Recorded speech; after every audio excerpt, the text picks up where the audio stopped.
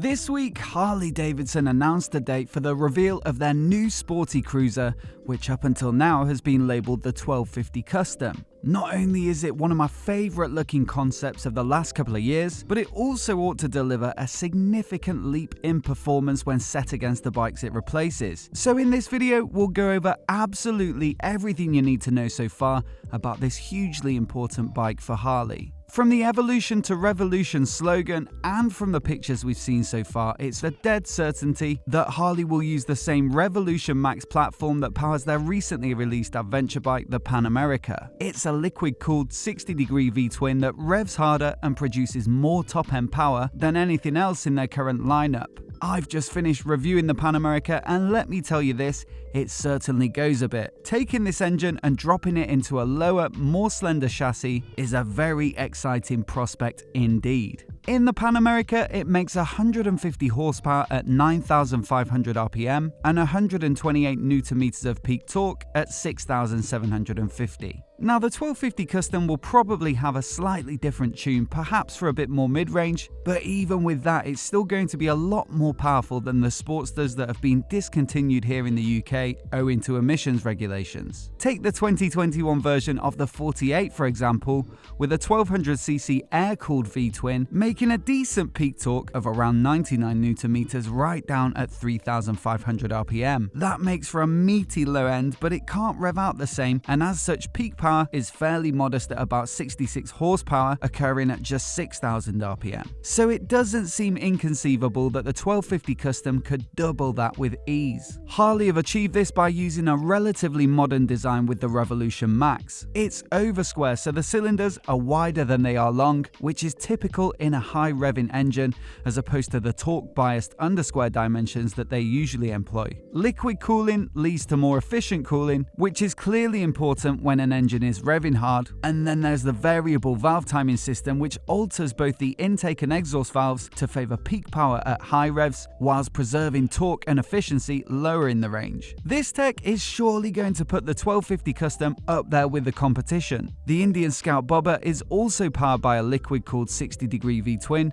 and has so far been one of the more revvy cruisers, making 94 horsepower peak.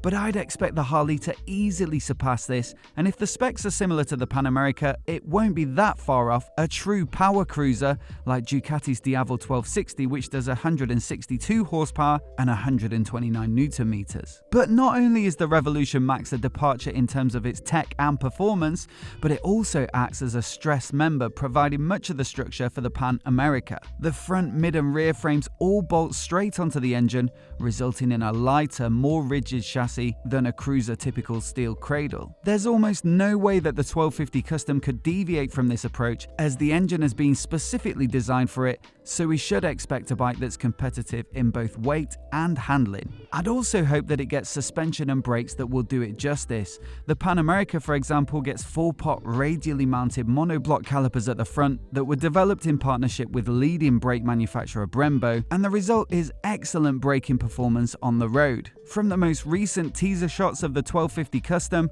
we can indeed see the Brembo logo on the rear caliper, so that's good news. At the front we can see a single disc, and personally, on a big bike like this with a lot of power, I'd prefer a pair, but I'll reserve judgment until we see the final specs and then get to test it out. Now, the suspension is one of the key features on the Pan America. It's electronically adjustable to suit a range of environments and even has adaptive ride height, which lowers the bike as it comes to a stop to help shorter riders reach the ground. But adventure bikes have to be a bit tall for ground clearance off-road, whereas cruisers tend to be low slung, so we won't get the same tech here. But I hope we get the same commitment to performance with some proper adjustability that's usually absent in this market. And then there's the tyres. Like the Brembos, Harley tend to collaborate with specialists to come up with their equipment, with the Pan America getting Michelin adventure tyres that were developed specifically for that bike. The early concept bike for the 1250 Custom had Pirelli branding visible on the tyre walls, and then the recent teasers are shod with what looks like a Pirelli tread pattern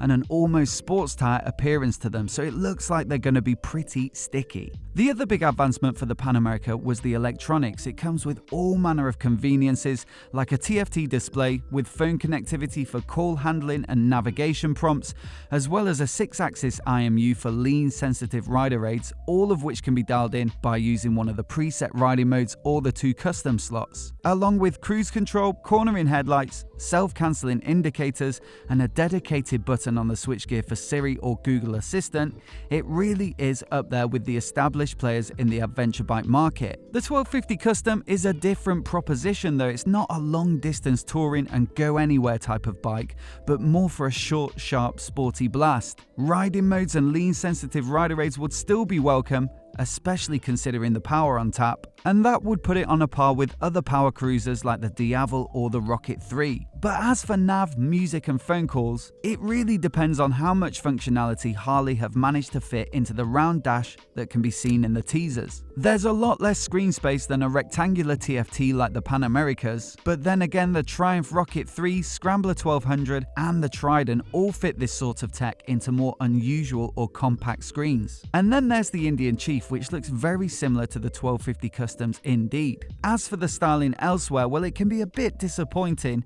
when a really edgy concept bike gets shown and then it all gets compromised on the way to production, adding homologation necessities like indicators, mirrors and a license plate. But from what I can see in the teasers, the 1250 Custom looks like it'll be pretty close. There are hints of the Fat Bob, which is one of my favourite looking Harleys, with a wide rectangular headlight for a more contemporary look than the majority of their lineup. And it looks like some of the key styling points from the concept bike, like the high level exhaust and single seat setup, have been retained for a hint of flat tracker. Even the graphics on the tank and some of the finishing like the bronze engine covers look to have been carried over, which is for me definitely a good thing. I absolutely love how bold they were with the Pan America, so hopefully this is more of the same. On paper, this all sounds very promising, but let's hope they can do it at a reasonable price. The Pan America certainly raised a few eyebrows. I was expecting it to be up around the 20 grand mark, but it actually came in at 14 for the base model and 15.5 for the S, and that's with a really competitive spec and set of features. In terms of stature, it feels like this bike will compete with the Triumph Bobber and the Indian Scout Bobber, both of which start at about 12 grand in the UK. But the extra power and potentially the tech could push the price up towards something like the Diavel at 17. I reckon it'll end up somewhere in between. As always, I'd love to know what you make of it down in the comments below.